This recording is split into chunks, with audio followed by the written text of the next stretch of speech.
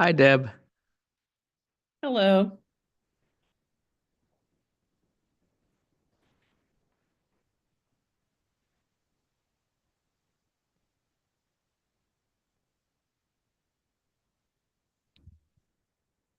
I'd like to call the Newburgh School District 29J Board of Directors a meeting for a board work session with Budget Committee training to order.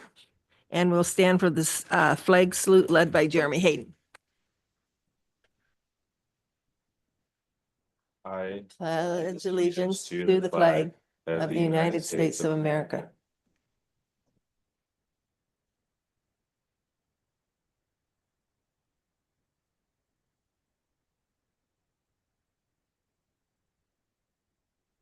I'd like to start this to say that our chair, Deb Bridges, is joining by Zoom meeting, and James Wolfer, the vice chair, was at a family funeral, and so he's not here. So we have substitution today. Are there any additions or deletions to the agenda as presented? Okay. Then the first thing is Nate is going to have budget training and work session. But before we do that, just I think for all of us, I think it'd be nice if everybody just went around and gave their names and what zone they're representing in the budget committee. So we could start there and go around this way. Mike's. Microphone. Nate Rodell, I'm the Director of Finance for Newburgh Schools. Dave Parker, Interim Superintendent. Andy Byerly, recently appointed Zone 1 Board Director. Beth Stats, Ad Hoc Budget Committee. Aubrey Nichols, Zone 5 Board Director. Megan Rogers Zarnecki, Zone 5 Budget Committee. Saul Allen, I am Director of Zone 7. Kim Mihailov, Budget Committee, Zone 7. Nancy Woodward, Director, Zone 4. Jeremy Hayden, Director, Zone 3. Dawn Paulson, Budget Committee Member, Zone 3.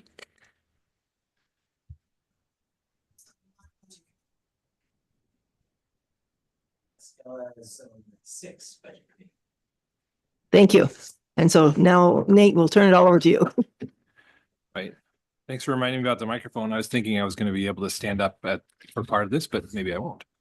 Well, thanks for all coming today. Today is the Budget Committee orientation or training. So this is a meeting just to kind of go over what it is we're going to do, what we have to do, what we should do, and what we can do. Lots of doing that we're going to do. So what's in front of you? You should have a white binder. And in that binder, if you want to go ahead and crack that open, we added a list of the zone budget committee members that you can slide in the front little pouch there. And what we have in here is we're just going to kind of go through the tabs really quick. We have the Budget Committee Handbook from Oregon School Boards Association, which is a great summary of what the process is. We'll go through that. There's a tab for the work session that we're doing now, which is originally scheduled for February 25th. So if your tab's not updated, that's why. Then there's some empty sections for the next two meetings, and then a blank tab in case we need another one. So that's what's in your binder. In the work session, there's a short agenda. Okay, let me say this. I really wasn't nervous until right now. And I asked Dave in the hall about it if he was nervous, and he said it kind of was like warming up to a athletic event, right? You kind of get a little nervous before and then you start off. Well, I was okay until right now. So just so you know, if I stammer, it could be normal, but I'm going to go with I'm nervous. So I just needed to get that out of the way. Thank you. Yeah. Anyway, so if you go to, it's going to be better now, the budget work session tab, there's the agenda, and then some slides in here that we're going to use to kind of facilitate our discussion and going through the information we have in front of us. There should be some pens available if you don't have one. So just write all over these slides as you have questions or you have ahas. It's a great way just to kind of stay engaged. So behind the presentation there's a a sheet that just shows what cost centers are. So sometimes when folks come on to the budget committee, they want to know about their school. Well, this is how their school is going to show up in the documents we get in the next meeting. Behind that is a copy of the February 21st State School Fund. We're just going to lightly touch on that about what this says to us. And then there's just some acronyms that will be used unintentionally, but we have what we call alphabet soup when it comes to talking about education or any industry. And so these are just a key. If I say OSEA or ADM or ADMW or SB 1149, that Senate bill, things like that. So that's all in there. So one reminder about why we're here today. Today is to orient the budget committee. We're not going to actually talk about the budget. If we talked about the budget, then we would have to go through different steps about why we're meeting here. But this is just a informal getting together. So we're not going to have any action that happens today around the budget. So presentation on there. Thank you. Ready?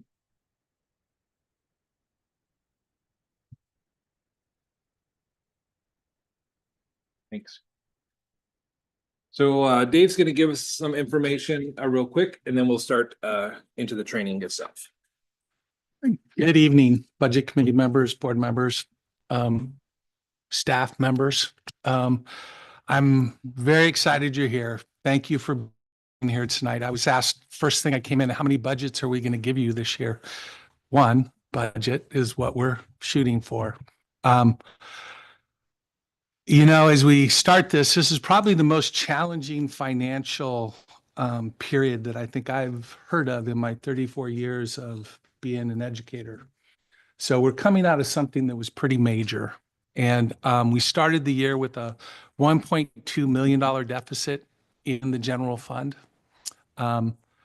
We made very difficult decisions this summer, and those difficult decisions put us onto a new pathway. And tonight we're going to start talking about kind of how do we create a sustainable path forward? Because that's really what we're looking for now is that how do we run our school system and do it year after year in a sustainable way? Tonight is an information session. It's a chance to kind of orient you to the process, to ask questions. We want this to be collaborative, and it should be, and your questions are valuable.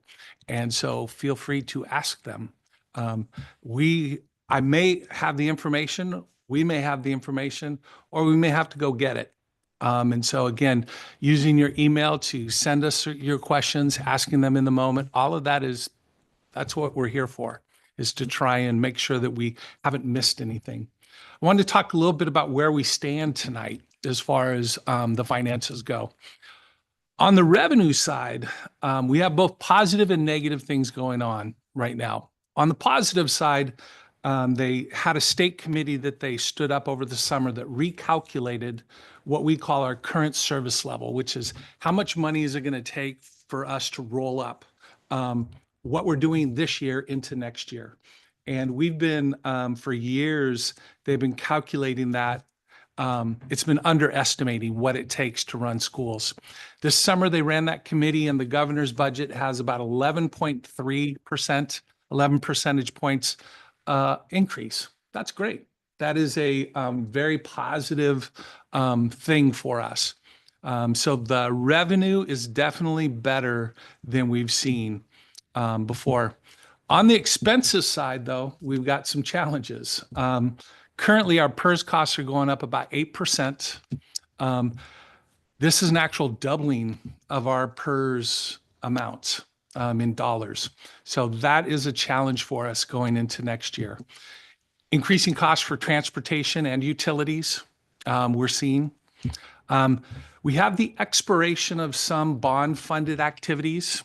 Luckily, there's only a small number of staff that were staffed in the bond, but that is going to have to roll into our general fund. Like I said, that's not very large, but it is something we're going to have to account for. Rising curriculum costs. We also have class size challenges. And the challenges that we have are that some of our classes are too low, which means that we're overstaffed. And some of our classes, especially in the middle school, are too high, where we need to add FTE. So the class size issues are complex in how we're going to solve some of those. Despite these challenges, I just want to make clear that the moves that they made this summer put us on a new trajectory. And Nate, at the second half of after we finish this orientation and get back into the board meeting, Nate's going to give a financial update, and we'll talk about what our current estimate of ending fund balance is. And it's positive, and it's grown a little bit since the last time we presented. It's not anywhere close to where we need it to be, but it is positive and it is growing. So that's the piece that I think we want to celebrate. Moving forward tonight, we're going to review the role of the budget committee and the legal framework around it. We're going to discuss what it means to have a balanced budget, what we need to prioritize.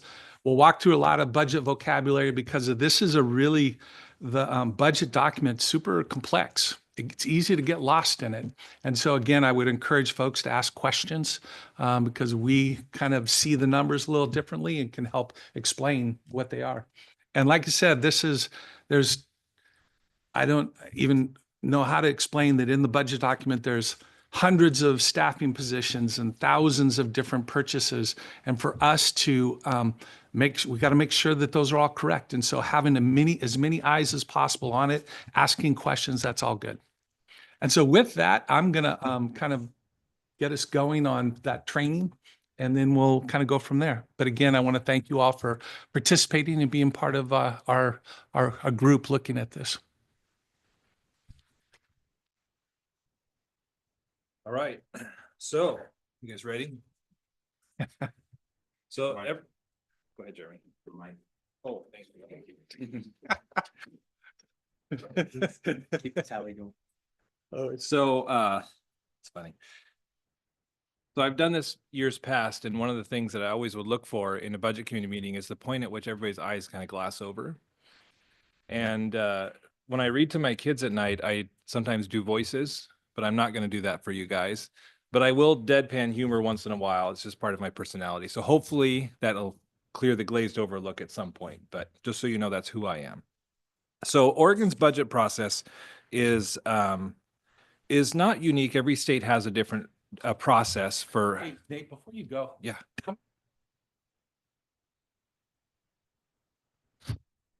Mics are going to kill me.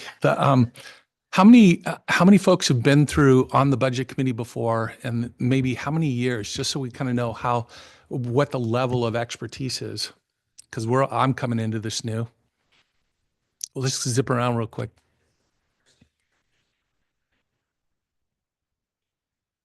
Gotcha. Yeah, that's all good. This is my third year. Gotcha. Second. Second. This is my second term on the budget committee. So 2 years for the schools. First. My first as well. 12. This is my first official budget process, but I'm familiar with it just through being in districts before. Thank you. Sorry. Good. Your guys' interaction will keep this alive. So who makes the rules? Well, right now it's the Department of Revenue and Oregon Revised Statutes, which is what we call law. So there's law around how and what a budget committee does, how we adopt budgets, how we publish them, who we give time on the floor to talk about them, and who can make changes to them. So right now, that's all overseen by Oregon Department of Revenue. They put on an annual training for governments, usually once a year, twice a year in person. They'll have a training somewhere in the Portland area, and the one usually in like Eastern Oregon as well. In future years, I'll have, in the updates we send out, I'll send that info out to you guys as well, because you guys are welcome to attend those as well. And we did at the one that was in Clackamas on one of our snow days, I did see quite a few board members, from like cities, and one was from a municipal water co-op that was there asking questions. So it's another source to get information if you choose. The budget process is what they call a 9-step process. And essentially, my laser works. Oh, I'm blind Becky over there. No, it doesn't work on there. Essentially, the first step is that we appoint the budget officer, which is myself. If I wasn't here, it would be Dave. And I work under Dave. If something were to happen to me today, Dave would be working under the board in the budget process. The second step is that I would be preparing the proposed budget, which would be presented at the next meeting. We would talk about what's in there, what assumptions, what the message is for that budget, and then actually going through what is in there. The ultimate, I'm sorry, I'm jumping ahead here. The third step, I'm going through the steps, is that we publish notice. So the budget is a public process to offer transparency into a government function. And so what it's for is to be open. And so we have to give advance notice. We prepare the budget when we present it, and then it's going to be available for inspection. And then if the budget committee, so when we go through it with the budget committee, they will ask questions. That's the next one, is the meeting. They're going to ask questions, additional information, maybe suggest information or changes that they have ideas on. And then if we have the need for a second meeting, then we would come back and discuss whatever things came up in the first one that weren't resolved. And then essentially the budget committee after that, unless there's need for another, would approve that budget. And that becomes the approved budget.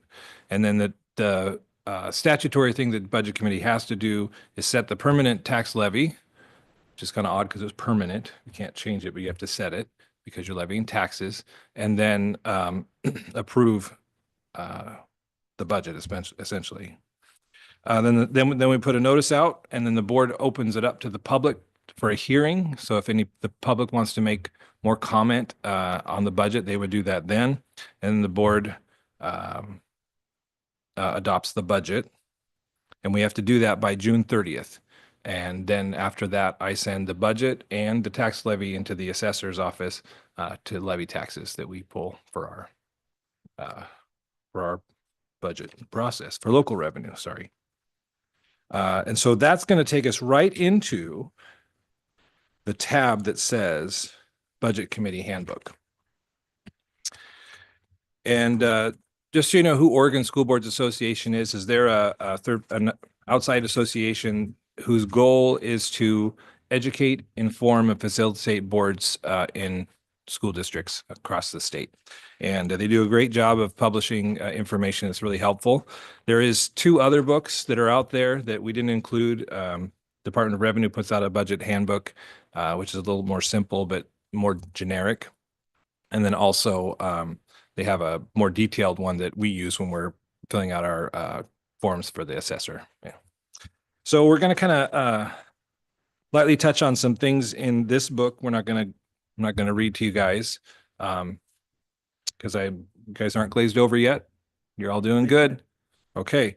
So I'm going to reference page numbers and paragraphs, and I'm just going to touch on things that I think are important for you to know in your role. Okay. So we're going to go to page 3. And we kind of touched on some of this stuff, but this is where it talks about what a budget period is. A budget has to at least encompass 1 year. It can be 2 years. So the state adopts a budget on a biennium or 2-year basis. And if we're really at the top of our game and overachievers, we could do 2 years, but I don't recommend it. This page 3 has about who is on the budget committee. Every board member is required to be part of the budget committee. And then we have these zone or area representatives who you guys are that come and represent the public. Okay, going on to page 4. Each of you, if you didn't know this, surprise, it's your first year, you're here for 3 years. There's no getting out of it. No, it's not true. It's not like jury duty. But you volunteered for this for a 3-year term. Going down towards the bottom about the meetings, that again, these budget committee meetings are public meetings, and we must offer the opportunity to access and attend the meetings either in person, by telephone, video, or other virtual means. Going back to page 5 now, or over to page 5, the responsibilities of the committee, which again, the committee is the board and the budget committee members, so you guys all make the budget committee, is that you're to hear the message about the budget, receive the budget document, and then hear from the public. Skipping down to the second to last paragraph. And then the committee is essentially recommending a level of spending for that next year. And then also, again, setting the property tax rate in our district. Skipping over to page 6, the other details that are in here, we're going to go over somewhat in the first budget committee meeting as we go through the document.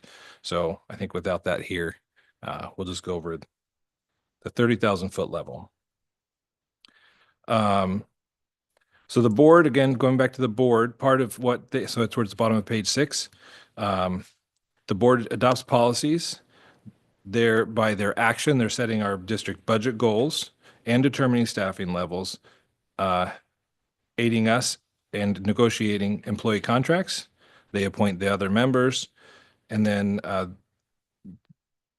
that's the last one, sorry. Okay, and then zipping over to page 7. Basically, that board activities and timeline is that 9 steps that we show right here. And then supplemental budget, I wanted to touch on that. So when we create a budget document, as soon as that comes off the printer, it's essentially wrong. Not wrong, but it's not accurate because things change on a daily basis. Just in the month to month that we do on our financial reports, things change, the numbers change because actuals happen, unforeseen things happen, but it shouldn't be in such a considerable amount as may have been experienced, that it upsets the whole organization. But when things do appear out of order, or maybe a forecast was wrong or something like that, or more revenue comes in that we're able to spend, we can make changes to the budget, which is called a supplemental budget. And there's thresholds to that where if it's within 10%, we can make that with a board resolution and make that supplemental change and adjust our budget accordingly. Excuse me. If it's more than 10%, it requires us going back through the hearing process. So we have to open it up to the public, say, hey, we have this is going to happen. It's more than 10%. We publish it. Then we have the board meeting and have the hearing, and then the board again adopts that change.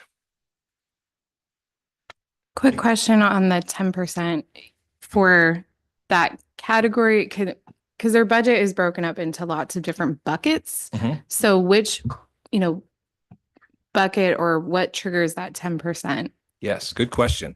So the 10% is we will follow by appropriation level, which I haven't gotten to that yet, but also as a whole as well. So that we'll use it on both sides. So 10%, yes. Yeah. Okay. You're going through the budget numbers, right? Because you can then talk. Yes, about we're going to get into the, Yeah. we're going to get into the details a little bit later. Let's see. You want us to do a 2-year budget, don't you? Okay, just checking.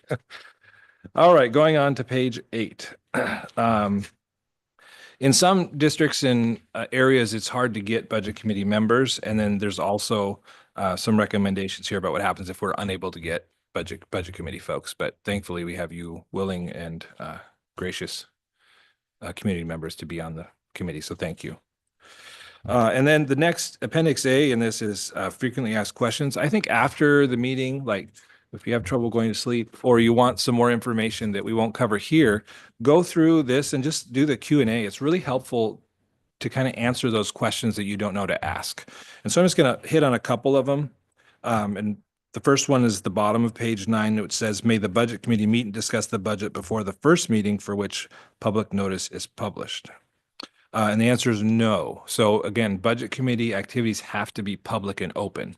And so we weren't going to set up meetings at, oh, what's it called? Lyric Cafe for a few of you guys to go over some details of the budget. Okay. Going on to page 10.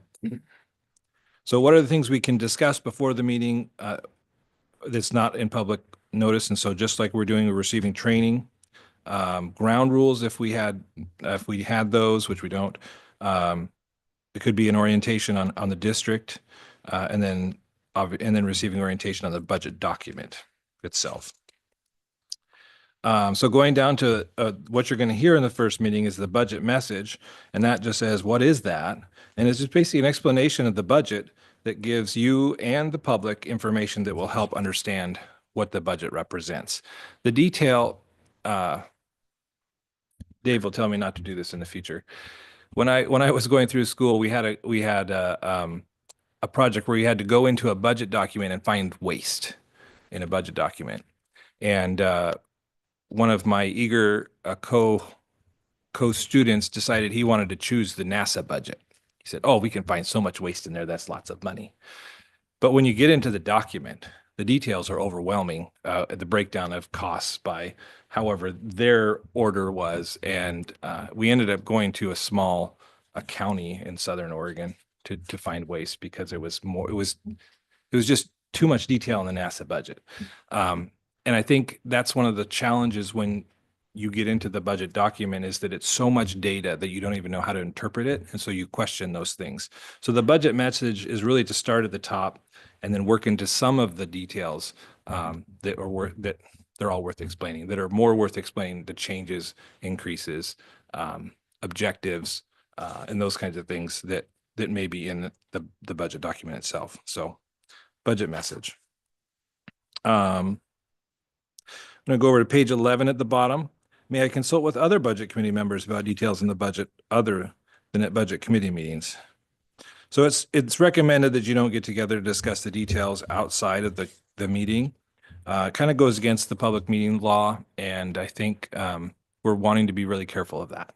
So just to put that out there.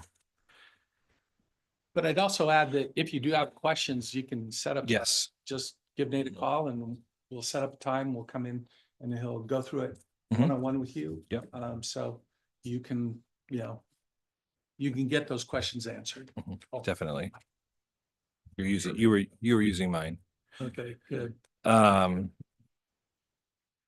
So on page 12, at the top, it says, what questions should a budget committee ask about district's revenue? I liked this question because it points out something that we brought up to the board too, which is the questions about revenue is the real thing, right? Like revenue is what we're really working from. And so the questions about revenue are really important. So we, and I'll bring this up in the board meeting again, but we reopened, or I called into the state last week and asked if they would reopen our SSF.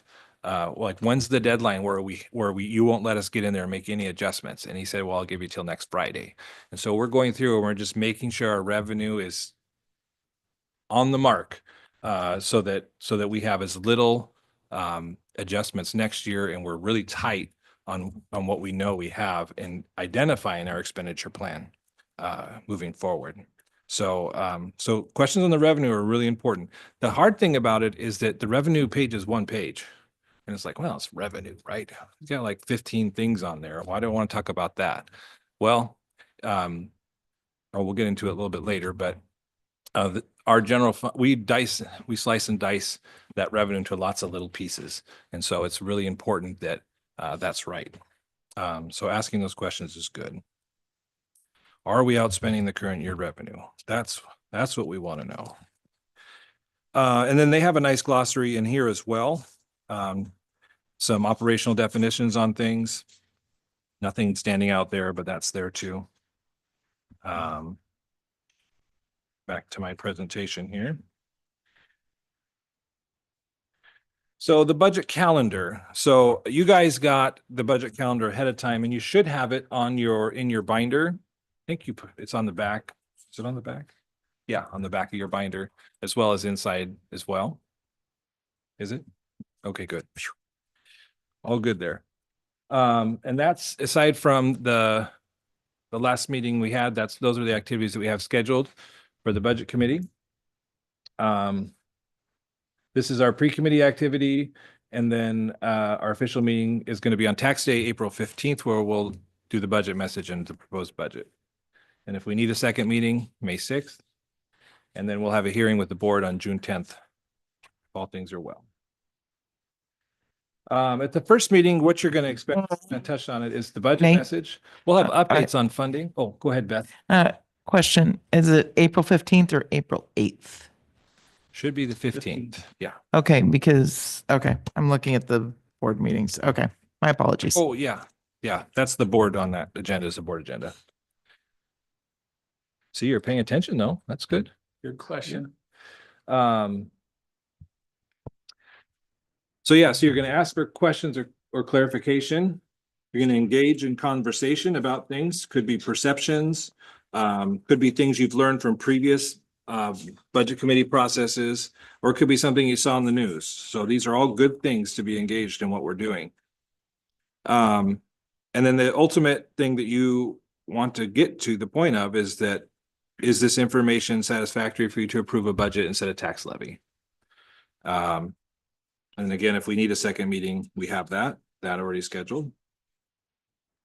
And at the second meeting, it will be to review the requested information or changes based on input, to approve a revised proposed budget, and then approve the permanent tax rate. And it only goes from, there's three sections of the budget. There's the proposed, the approved, which means after you've done it, and then the adopted, that's when the board puts their stamp on it, okay? And so even though we make changes to the proposed, it's still the proposed, not until you guys approve it does it become approved. All right, now how to read the details. These are just snips, they're not anything you need to look at. But I liked these two images because it kind of shows how the numbers are just out there. Like the student's SIA account over here, like the function's a little off-centered and the salaries are to the left, and but it's also some below, and then we have 200s, and it can be a little wonky on the eyes. But I think if we go through a process and just say, this is how we tell the story, I think it helps a lot. So on the revenue side, so we're going to use this same kind of bar to go through what I call a budget string. And I like the word string because it's what ties it all together. But when I met with our incoming SPED director, and she was asking about the difference between codes of how she did it in Woodburn and how we do it in Newburgh. The thing is that I need her to be able to tell me a story through numbers. And this is how we do it. On the revenue side, it's more simple. We have funds and pretty much objects. We don't use the other ones much for revenue. And so revenue is simple. When we get into expenses, that's where we get into the hairy details. So on the revenue side, oh, I missed this little note. This structure the accounting structure is based on the PBAM, which is a manual that Oregon Department of Education puts out. It's called the Program Budgeting and Accounting Manual. And it's the reason that they put it out is because they want to have some kind of uniformity of how to read and keep districts accountable for budgets. So for the most part, districts have little nuances, but things that are in our budget document are tied to that accounting manual. Okay, revenues. So revenues are broken into sources. So our sources are under the object category. So again, you can see these blocks. So it's fund, function, object, center, area, and sub area. And so we break the objects for revenue, and between each gap, there's lots of numbers in there to make them special. So in the thousands, those are our local sources. That's anything from cash to local property taxes, interest, any fees we charge, that happens in the thousands. Intermediate sources, think of it between local and state. So who's in between us and the state? So that could be the county. That's our ESD. I think that's it actually. So not a whole lot. And then our state sources, 3,000. So that's where our SSF comes in on the general fund. Any special grants, we'll tie those in under fund. Federal sources are 4,000s, and then other things which are more like transfers, those happen in the 5,000s. That's pretty much it for revenue. So on to expenditures. So again, here's that same format: fund, function, object, center, area, sub-area. This is our budget string. It tells the story of what it is we got in the budget. So the first one, fund. So funds have purposes too. So 100 is our general fund. The general fund is probably about a little over 80% of our operation. And the most important part, or the most important, but does the most of the work for Newburgh schools. And when this fund is out of whack, then things go awry, as you know. So 200 are special revenue funds. So this is our grants and donations. We have federal and state grants. We have private donations. Our student body accounts are in the 200s. 300 is our debt service fund. So if the district takes on debt, all of our principal and interest payments come out of these 300 funds. So we have a PERS bond. We have a small scale energy loan. These are what happens in the 300s. 400s are capital outlays. So this is typically funds that deal with the assets of the district, the buildings. This is where our bond funds transact, and any large expenditures for buildings happen here. And then 600 are internal service funds. So this might be if we had say our tech department decided to have internal charging for services provided to schools. It's kind of like an internal way to tax yourself to create budget by reducing expenses for someone else. Kind of rob Peter to pay Paul kind of thing. So a lot of that happens in the 600s. We don't do that here. Yeah, go ahead. Shared services structure here? We do not. Yeah. Good question though. But that's where it would be. 600. Nate, back on that one though. So not trying to go too far back. They did try to implement that probably two school years ago. So with everything from last year, do we know? And I know there's been multiple hands changed since then. Apparently that went away. Yeah, at this we point? don't have any transactions in the 600s this year. Yeah. Okay. Yeah. Back in the day, so when I started in finance in 2009 here, our PERS rate, you're gonna laugh, this was 0.5%. So our bonds were doing very well. Our PERS bonds were doing very well. We had 0.5% was what we were paying on payroll. And what we did at that time is we had a payroll rate that I can't remember what the percentage was at this time, but it would essentially, when we would pay, it would be an employer expense based on payroll that would move money out of a pay into a liability account that would be transferred into a PERS reserve fund, we called it. And so we put that, I think it was 630 at the time. And that's what we did to try and build some money up, because we knew that our time was running out on that lower PERS rate. And so we used that opportunity to put some money forward to kind of deal with that. So anyway, so that's a good example of what you could do in that. I know other districts have used it for textbook planning funds and things like that as well. So we're not there yet, but we'll look at that when the time comes, I think. Good question. Thank you, Jeremy. Okay, the next set of numbers in the string is the function. And the function is basically what's the intended use of that. Sometimes we go awry on what that description is, but if we were to water it down to a single statement, it would be what's the intended use. This is also called appropriation level. I have it up there at the top. When we put forth the budget, we have appropriation levels that we have to stay within in the budget period as well. So these are those appropriation levels: used for instruction, used for support or support services like our custodians, our physical plant, the business office, principal services, community services. We don't have any of those in the general fund, but the biggest community services in our special revenue funds, that's our food service fund. 4,000 is like our fund 400 as well, where those are our facility acquisition and construction improvement to those assets.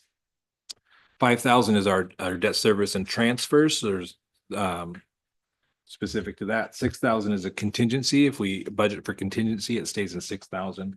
And then 7,000 is unappropriated, which means that we have a number there, but it's not good for anything. We can't use it. We'd have to go back into a budget hearing or change the budget to access that. That's the function level. So Nate, this would be the area where if we went over 10% in any of those areas, we would have to, We'd have, well, it depends. So we could do, if it's a 10%, yes, a question.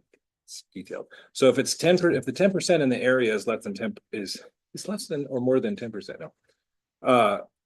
We can make adjustments, appropriation changes within the appropriations in a board meeting. So we can revise that into board meeting. If we go above 10% for our total budget, then we're in budget hearing land, where we have to submit notice and And put the document. out, reconvene this do the group. hearing, Yeah. yeah, and do it that way. So good question. Checking for eye glazes. All right, So when you talk about unappropriated, in layman terms, that's your savings, essentially. yes, it could be. So remember, well, I did say this part. That's a good, you brought something good. So a budget has to balance. So our revenues have to equal our expenditures. We can't have I'm just picking a number. We can't have $1.8 million in revenue and 1.6 million in expenditures and leave it at that. That budget is out of balance. So there's different ways that we can infuse budget as a balance. So unappropriated, yes, could be fund balance. But there's no guarantee that just because you have an unappropriated amount, that is your fund balance. That's just saying I'm locking up this much budget to make my expenses or my expenses in a tighter window. So does that help? Sometimes folks will use the unappropriated to do some contingency or but it becomes really problematic because let's say you do need to utilize that money, you have to go back into a budget hearing to do something with it. So it's the way some districts might ensure that they have an ending fund balance, but it's also problematic too. I think you could just budget correctly and get at the same thing. And like this year, we have in our budget 1.4 million in contingency, which we can't spend out of contingency. We'd have to move it into another category to use it as well. But it's a little bit easier and less time restricted to get that done. Because they're asking good questions. Mhm. You're engaged. Okay, object. When we think about expenses, this is typically how we categorize in our mind, is by object. Now, same idea as like we were talking about in the funds, there's lots of numbers between the 100 and 200, well, 99 of them, right? And so 100's on the objects, that's salary. So if I'm paying somebody, 200 is benefits. That could be health insurance. That could be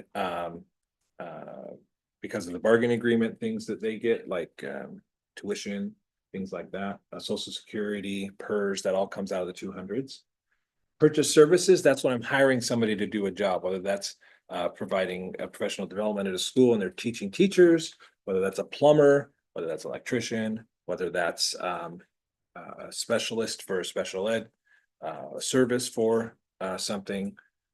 That comes out of the 300s. Supplies and materials, self-explanatory.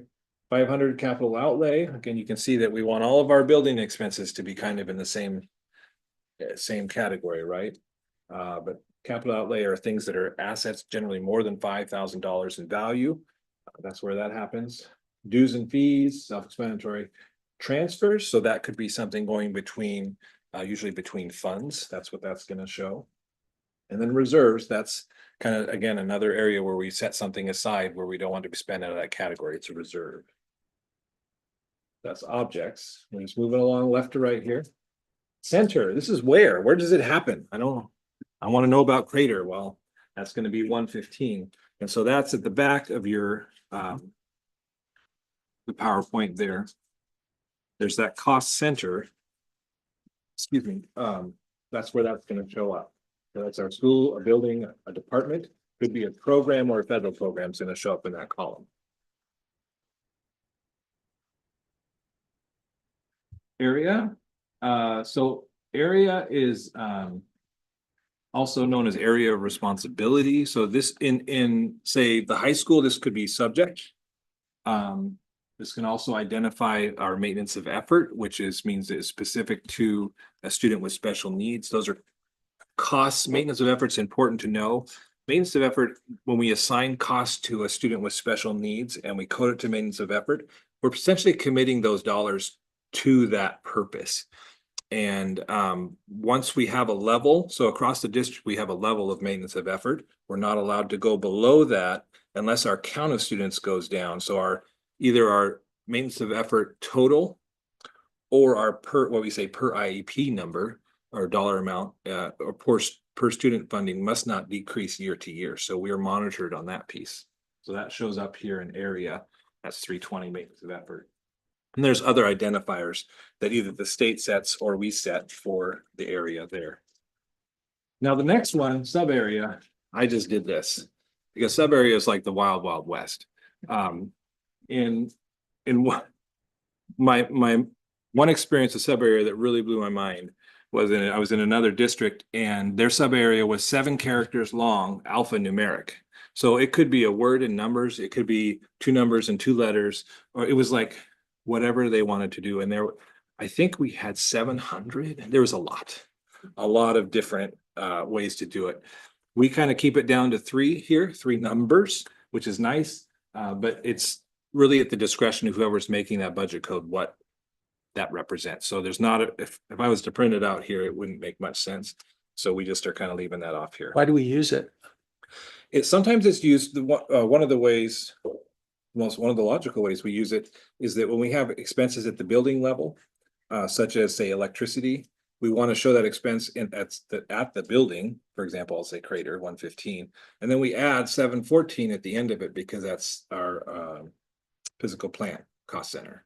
And so when we're filtering the numbers, we can say, oh, these are in 115, but that sub area is telling me those are responsible, or the physical plan is responsible for those expenses. So we can easily pull that out. So it's really to help us manage and filter out the information that may or may have multiple places that it applies to, but management things. I'll get rid of this complete. All right. Any So- question? The one thing I don't think we showed there is like a whole budget string. And so like every expense in our district gets attached to a budget string, and it starts with 100 dot, and then there's 4 numbers dot. And so like every single expense will have a set of numbers that are associated with it that we can track and move. And that's the important piece. I mean, he went into a lot of depth here, but the sooner you start to learn what some of those mean, the easier it is to kind of understand what we're spending money on, that kind of thing. So that's why we're spending so much time going into this. That's good. Thank you. Yeah, and I think even just going over that description, if now you're looking at these little snippets here, like I can see, oh, there's fund 251. Oh, the function is primary here. And then, oh, the object is salaries. Oh, okay. So I kind of see what that number represents. So good point. I should have notes for next time. All right, get through here. All right, so in the back, after the cost centers, is a sample from the state school fund. I'm just gonna, again, 30,000 foot level. We're not gonna get into the details of this. But we're gonna start at the top and just work our way down. So this is the cover page that we get. It's that guy. Yeah, the first one image up here. That we get at every state school fund estimate update we get from ODE.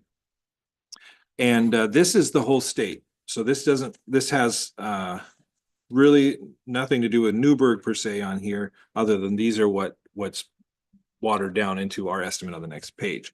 And in the next budget committee meeting, I'll probably bring you the first estimate, or if they have a revised one for next school year, and we'll just kind of go through the factors that are in there, just knowing that it will change because we're in a legislative year. And so we're kind of watching and waiting a little bit, but we still have to move.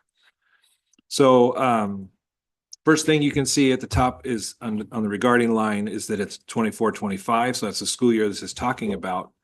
And the third set of large numbers at the top says 23-25 biennium. So that is the 2-year period the legislature approves a state school fund for a biennium or 2-year period. And most typically, they break it into 2 sections, which you can see 24-25 and 23-24 there. And it's a 49-51 split. In years past, they have done a 50-50 split, but all we end up doing is having to reserve from the first year to spread it into the second year. It just makes budgeting and sometimes negotiations more difficult because it looks like we have a great, huge fund balance, but we need it because we have to put it in the next year for salary increases or increases in regular costs. So we got a plan for that. So anyway, that's a good explanation of that there. And then all the reds, we call those pullouts. So these are things that under ORSs they've identified, the legislature's identified that have to be funded from here. And so you see Oregon revised statute on the left, and then a little description in the middle. So that all comes out of the state school fund. And you can see it, we go down. What does that end up being? Anyway, 63 million, whatever it ends up being, dollars. And then so it's the state school fund is what's called an equalization grant. And so that permanent rate that you set as a budget committee gives us a number of revenue. And what they do is they take all that revenue from school districts and all the state revenue that's been appropriated, and they put it in a jar and they shake it up. No, they put it on here, and then they use factors to make sure that it's a fair allocation of resources. So sometimes it's not, because at the time permanent rates were levied, some districts had lower permanent rates and some had higher permanent rates. So by a jurisdiction, sometimes maybe a locality is paying more than their share per capita than another one. But again, it was done in the 90s. We're not going to change it now. And this is what's in place. But right now, everyone gets pretty much an equal amount per student from the state. Statewide, I should say. Okay, on to the next page. So this is our district specific page on this estimate. And it's going to kind of hit a square at a time here. So number one, I'll say officially our name is Yamhill County School District 29 JT. So that's our name. We kind of have DBAs, Newburgh Public Schools, Newburgh Dundee Public Schools, but our real official tax name is Yamhill County School District 29J. So these in the top left corner, you can see it. Oh, sorry, I'm sorry, at the top. You can see the top based on a 10.2 billion allocation with a 49-51 split, and as of the date of its printing. So that's them just saying what this is. The local revenue, we identify that for the most part. So I go into a collection on the state and I say how much we're getting in property taxes, what we anticipate from common school fund, county school fund. If we had state managed timber, we'd be plugging that email in there. And that gives us a sum for the total of local revenue. Then in that same box, we have an experience adjustment. And that's formulaic, that happens down below, but basically we get either a credit or small debit for the experience of our teachers. And so we get an adjustment based on where we are, because we know that teachers with more experience cost more, right? And for us to recognize that, that that's real, they give us a recognition, I guess, really. It doesn't amount to a whole lot, but it's there. Moving to the box to the right, this is a transportation grant. You notice all those boxes say NA there. That's because in Newburgh, we contract services for our buses, so we get a bill for services. Whereas in the districts that have their own fleet, all these numbers are going to be filled in based on actual numbers that happen in that district. So they get 70% of that. So for this year, you can see we're anticipating 5.1 million. In Oregon, we have a statute that happened after 1987. I think it was 87. Many school districts decided to stop providing transportation. And I remember going to a friend's house that I didn't know was a friend until I was in 5th grade. And I had to hang out there until I could walk to school, because they lived close enough to walk to school. And then we had carpools for folks that live further away. And it caused enough of a hubbub that the legislature said, you know what? Transportation needs to be there for all Oregon students. And so they crafted legislation that said that the state will reimburse 70% of transportation costs to ensure that that's, and that it's required to have transportation. And then, so what is 70% of that 5.1 million? If you go to the bottom of the box, you can see that's 3.57 million is what we get from the state towards our transportation expenses. Now you notice there's a 72% right there below the 5.1 million. That's where we rank in with the rest of the state. So if you had a spectrum of all the costs for transportation, we're past the 50 percentile. We're at 72%. That's where our costs are lying. So that's what that means. Okay, the next box is our ADMW. This is the other consternation area that we stress and fret about, but don't really know everything until the numbers finally hit. And this is a great little box to talk about how our ADM is gifted to us. So the state school fund is equalization formula has a reconciliation period. So we get the greater of last year's ADM or this year's ADM, whichever's higher, that's what we're funded on. And then in the third year, then they look back and we have an adjustment for the prior year based on what the actual was in that prior year. And so even though we have an estimate that we're getting money on right now, they're actually going to give us all the due or take from us what's due in the next year. So we're always kind of dealing with 3 years at the same time. So right now you can see that our 24-25 ADMW was 47,2009. So that's where we ended last year. Or I'm sorry, that's this year, I'm sorry. And then last year we ended at 4749.89. And the extended ADMW, which is the one that they're extending us, is 40, the higher of the two. So that's what we're getting paid on in this estimate, is the higher of the two. Now, if we continue to decline in the following year, then we'll probably get the current year ADM versus the lower ADM that's in the current year. Okay, so it gives us a little bit of a glide path to deal with ADM drops and adjust expenses, and gives us a year, right? Then there's the math that happens with the teacher experience and how that comes out. I'm not going to go into that, but the combination that third long box down. I'm sorry. No, third one is transportation and our general purpose grant. So the total is 53,614,490.94. So that's all things in. That's what our total is, essentially state school fund tied revenue is. And then what they do is they take out on the next line what our local revenues are to say what they're actually going to cut us a check for in the in the period that this shows. So even though the total grant's 53.6 million, the state's going to be paying us 31.7 to get to that number, which is why we manage our local expenses and make adjustments throughout the year. And then the second from the bottom box says what that means per student or per ADMW. And I missed the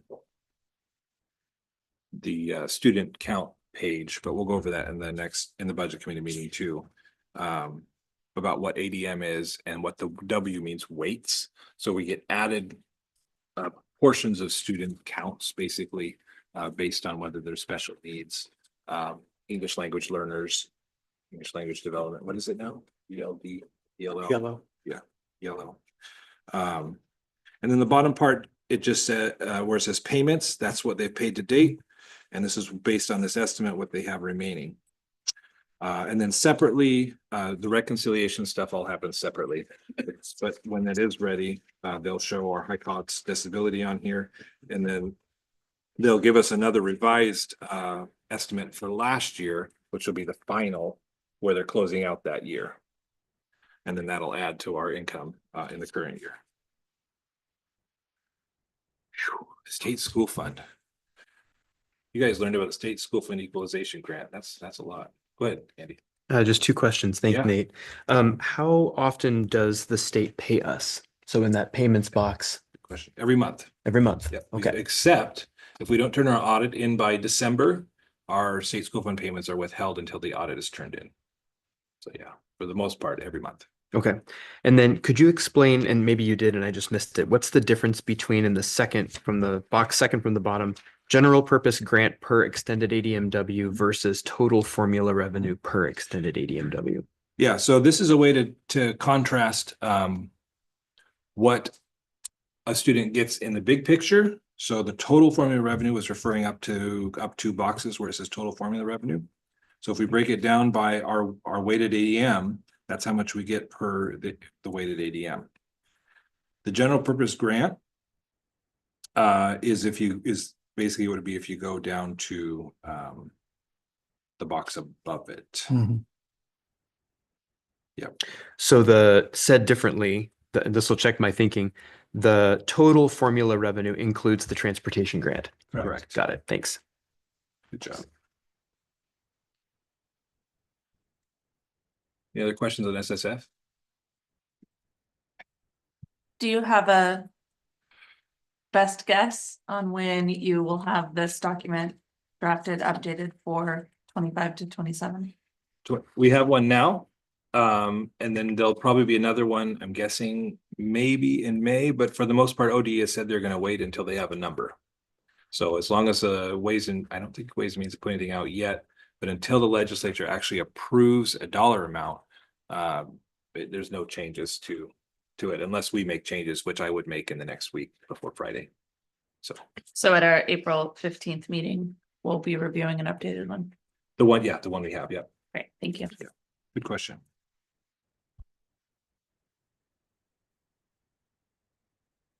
Yeah. Dates along the way, or you learn everything kind of on the last minute. With the legislature or in general? The local revenues, we track that. And so we make updates to that. Once the legislature essentially makes an appropriation level, it stays the same. So what fluctuates is what happens in other districts, because it's an equalization grant. That means it looks at all school districts in the state. And so if the rest of the state is really off and out of equilibrium and it creates a ripple through the fund, that might make changes. But sometimes we don't see that until the second year of the biennium too. So sometimes, yes. But for the most part, we're the ones responsible for managing change. Yeah. I think it's interesting just to notice this whole idea of there's 3 budgets open at any one moment, because we cut 25% of our staff over the summer, which were mostly younger teachers.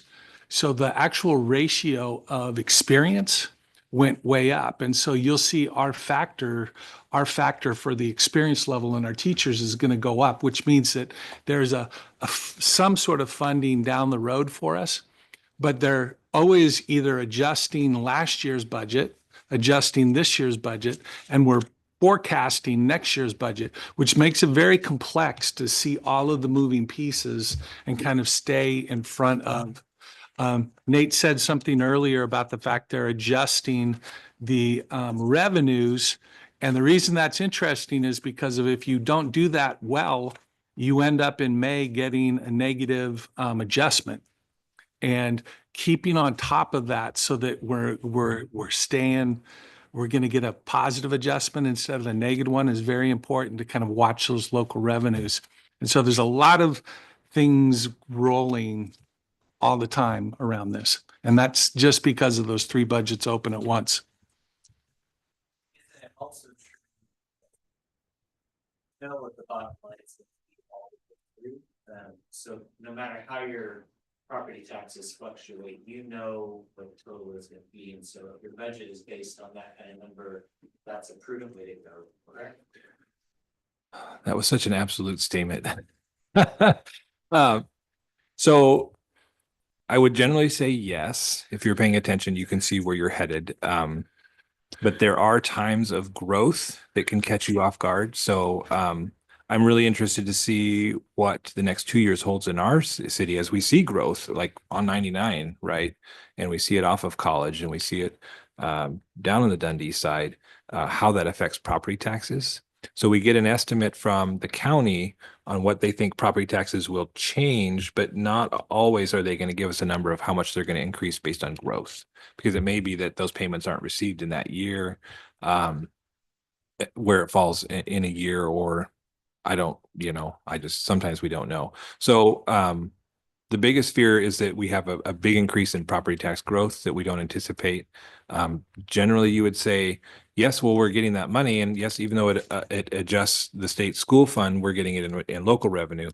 Well, sometimes the adjustment period for state school fund is over, or there's a gap in when we get that adjustment. And so, for the most part, we should have a pretty good handle on it. And I think our fund balance is that thing that gives us the ability to deal with those fluctuations.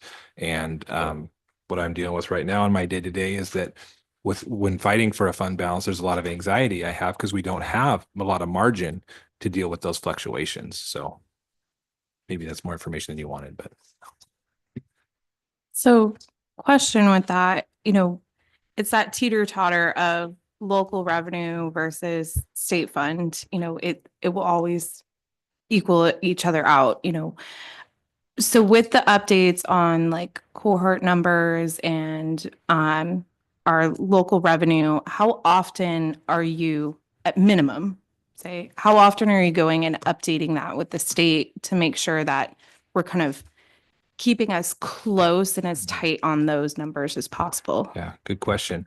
The ODE gives us windows that we get to make updates. And so typically there's one in the fall. December, we have our estimate of membership and revenue that goes in for the next year, which is an opportunity for us to revise.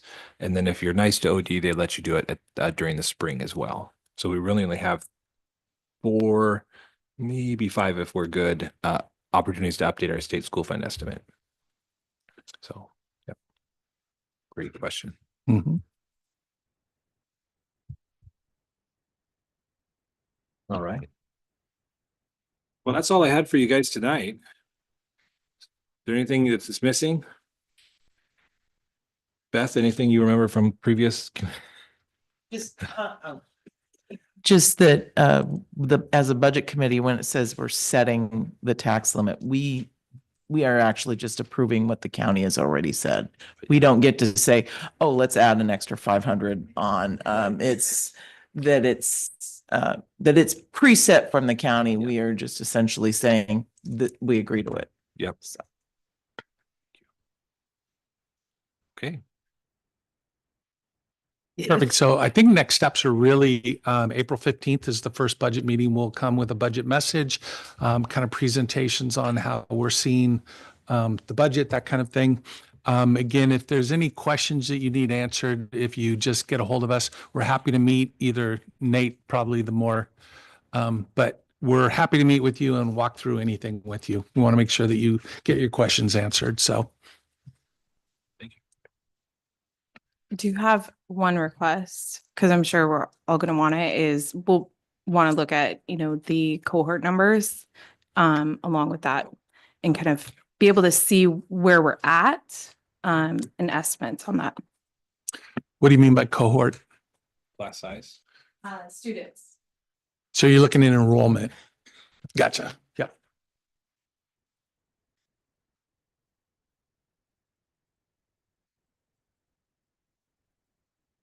Well, we're right in the middle of one.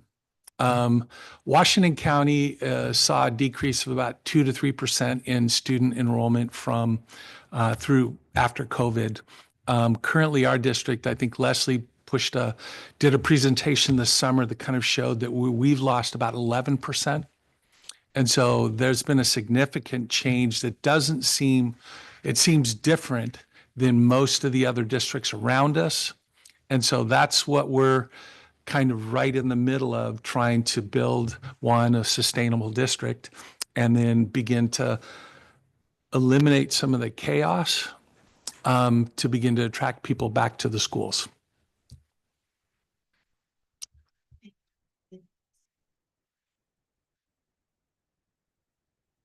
Good questions. You guys are already on it. I like it. Are there any further questions? Okay, if not, then we'll go ahead with the work session agenda here. And for the board members, and you have, and also the budget member have this, we have to approve the consent agenda.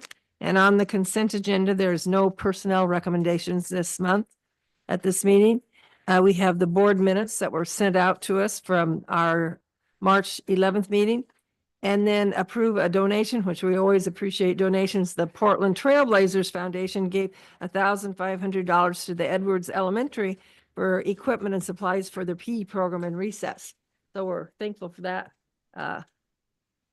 gift. So are there? We should say, budget committee members, Are welcome to Nate's going to give the financial update here in about 3 or 4 minutes. So if you want to stay and hear that, that's why we kind of pushed all this stuff together. Thank you. So, does anybody have any questions about the consent agenda? If not, is there a motion to approve it? I move that the Newburgh School District Board of Directors approve the consent agenda as presented. Second. Are there any questions or discussions about it? I'm guessing I will have to do this many times because Okay. my last name is a complicated one to spell, but in the minutes, I'm just going to ask that my last name, the spelling of my last name be updated. Yes. Okay, well, with that correction, it's supposed to be spelled Byerley. So Okay. it's correct up until the motion on the bottom of the, what is that? Yeah, I see. 5th page of the minutes. Okay, okay. Well, we'll ask the correction for spelling bee entered. Any other corrections or Do we need to do it as amended or? Yes. as amended? I would like to amend my motion to read that I move that the Newburgh School District Board of Directors approve the consent agenda as amended. Second. Oh, any other further discussion? All those in favor? Aye. We see Deb's hand. She's voted for it too. Motion carries unanimously. Now we have the financial update, which is right now. Thank you. Glad to hear me some more. Now your eyes can glaze over. No. All right.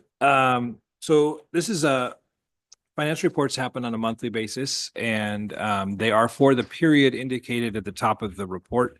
So this is for transactions that happened leading up to and presumptions up to February 28th. I will say there's been changes even since this that in the next financial report will also show some changes on the expense side as well. So I do want to just take a moment to commend the work of the staff here as they have really dug into finding ways and methods to offset expenses to really ensure that that this school district is in a good financial footing.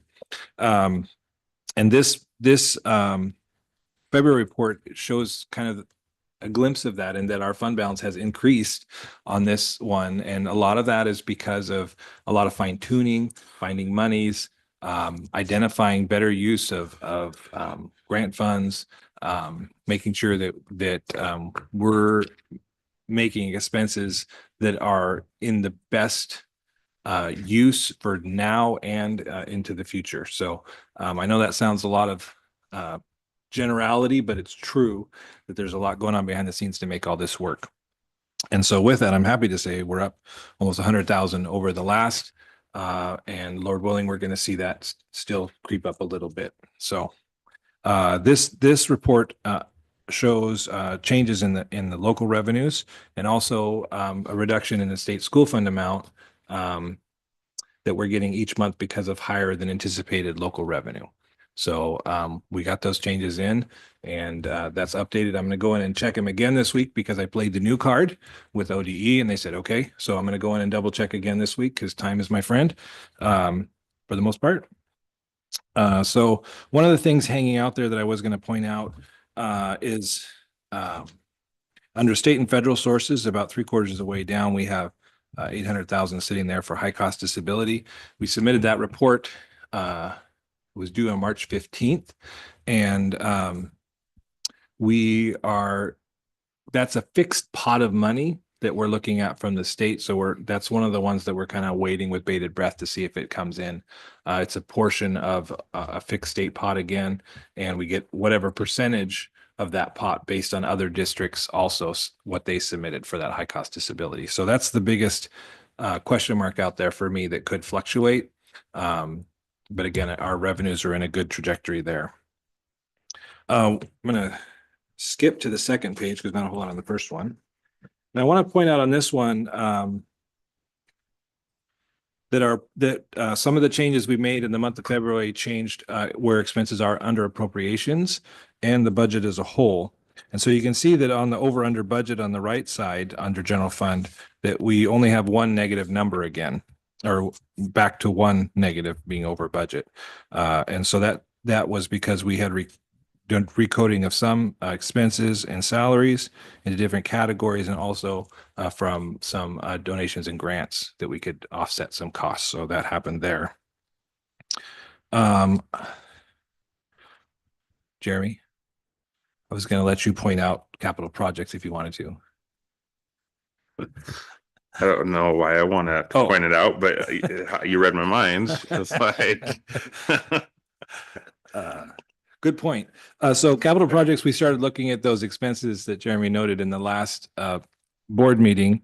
And we have a meeting tomorrow with our owner's rep / project manager on these projects that we're going to actually line by line go through these projects and start breaking out some of these encumbrances. So just because an over under budget is a negative doesn't mean we're in the wrong. It just means that we're projecting that we're going to be over budget. We're not over budget until we actually spend. So we haven't spent any of this money. It's just, we're going to start taking those encumbrances out of there. So good question, Jeremy. Thank you. when we're on this page, I do have another question though. Yeah. When do we as a board need to make any movement on appropriation changes? Yeah, we're anticipating probably the second meeting in April, we'll have an appropriation update. We should be done sifting, I guess, some of the changes in the budget at that point. And so we'll come to you with an appropriations adjustment in April. Okay, thank you.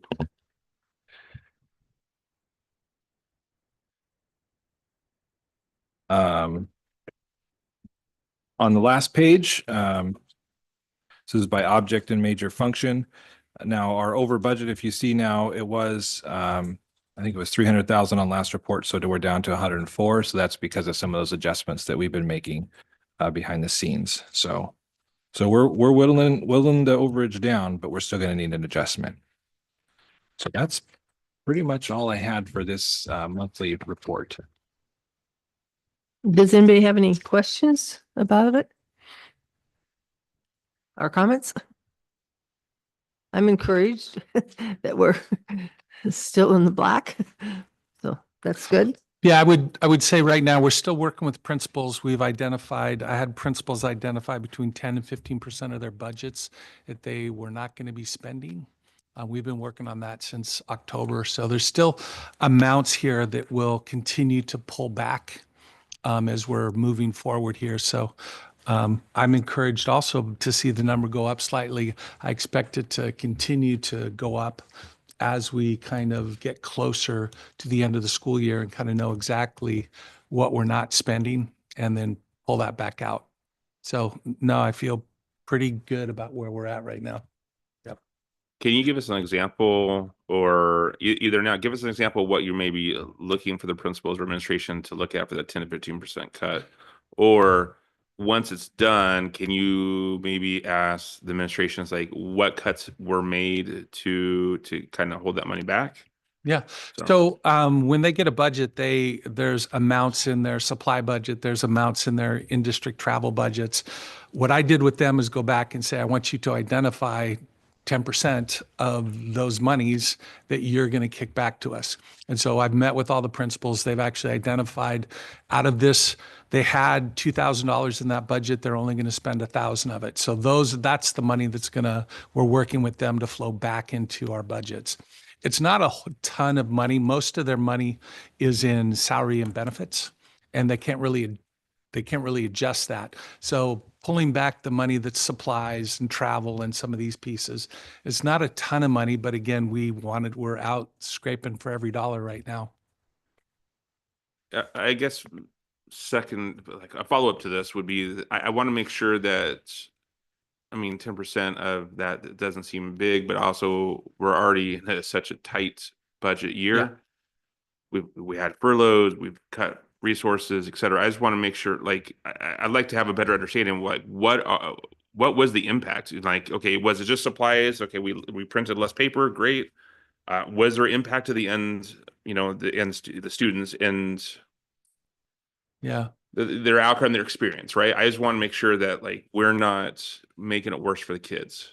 No, So. so one of the other conversations you have that I had with principals, I don't know if I have each principal kind of grabbed differently depending upon how they budgeted. But what I can tell you is one of the things that I told principals is the first thing that we normally do is cut copies. But copies are the tools of a teacher. It's kind of what we use to run our classes. So that wasn't, they didn't go after paper clips. They didn't go after copies. We looked around to try and find the money in other places, travel, lots of different places. They grab little bits of it from all of those places. I wouldn't say, I don't think we've had an impact on what we could do in the classroom. I think this is all them kind of finding the places that wasn't going to have that impact. Thank you. Yeah. Going along with that, I think, and I'm not sure if we'd be able to actually see this in terms of data, but perhaps just in conversation with the administrators, how much of those cuts, those decisions they had to make, were those gaps able to be filled by perhaps their parent groups? Were those gaps or things that they cut that they said, okay, but we know that our parent groups can support us financially in this. And I think that just those conversations may give us some insight in the future. And, can we support those parent groups and the fundraising that they do so that they're able to use those funds in really, really impactful ways for our students? Are there some consistent gaps that were filled thanks to the volunteerism and the good work of those parent groups that we can then replicate that maybe at other schools if we need to? Just a thought to add to that conversation. No, thank you. I will say that again, the community has been instrumental from the beginning in making this work. So the answer to that is yes, absolutely. Throughout, we've had lots of help. What I may do, Jeremy, is let me see if I can kind of get across the board what kinds of things principals were putting together, and I'll try and get you some information at the next budget committee the budget committee meeting about like, what did that look like? What were those things, so you can get a feeling for it. Oh, good. Thank you. I'll also tell you that I didn't give them an exact number because each building is different and has slightly different needs. So each building principal, like, I didn't say you have to come up with 15. It's like, I need 10 to 15%. What's workable? And so that's kind of where we started there. So different buildings kind of had different things. Are there any other comments about the financial update? If not, we'll go on to the health adoption update with Holly. Yeah, you can sit here right in the middle. Actually, I'm coming to you mid-family driving situation. Uh-oh. Yes. Shout out to Jillian who reminded me, you're up next. But my pleasure to be here tonight. We are in a pretty good spot with our health adoption. So just to give you a recap, our plan was to get materials into teachers' hands and have them also have the tools to be able to share with the community members of their classroom when they're teaching the piloted lessons. And then in that also give the opt-out option for families who did not want to participate. So that has been done at the elementary level. I just was at JA staff meeting today and went through with the teachers that process. We actually also last week for the whole district put contact information to come and make an appointment in our district office, and then have any parent, any K-12 parent come in and preview our adoption options.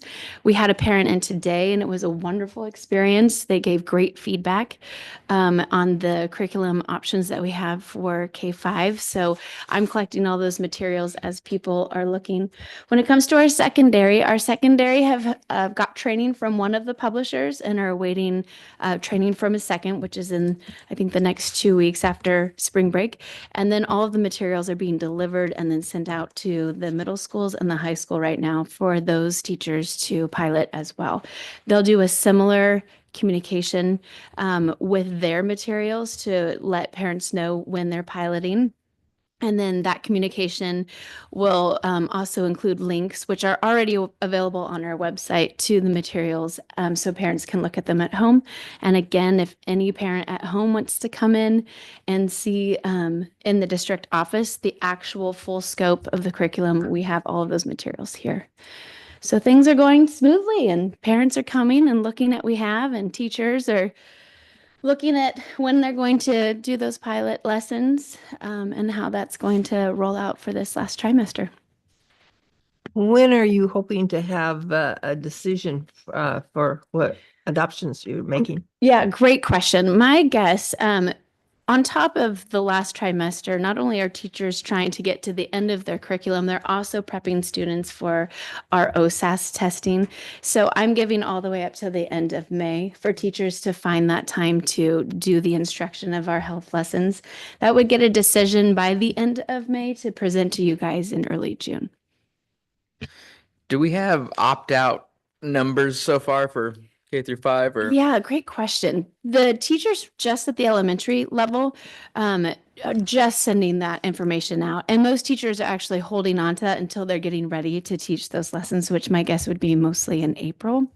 I've seen one family opting out. So that's great. And at the secondary level, we've actually had families reach out to our health teachers as they're notifying them of what standards they're teaching in the classroom.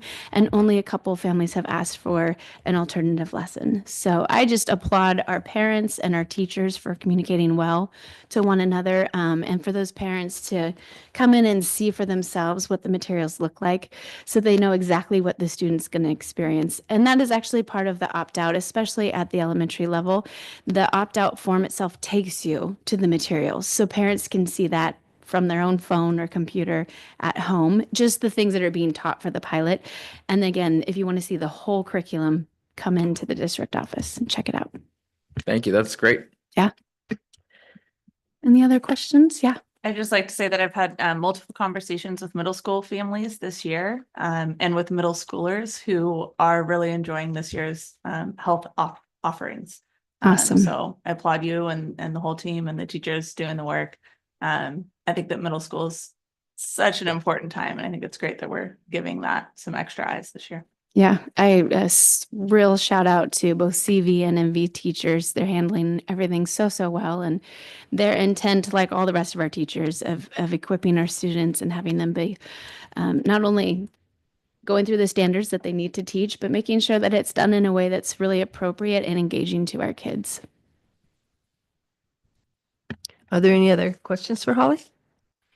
If not, thank you very much Yes. for coming and Thank presenting to Thanks us. for having me. And we'll be looking forward to the decisions.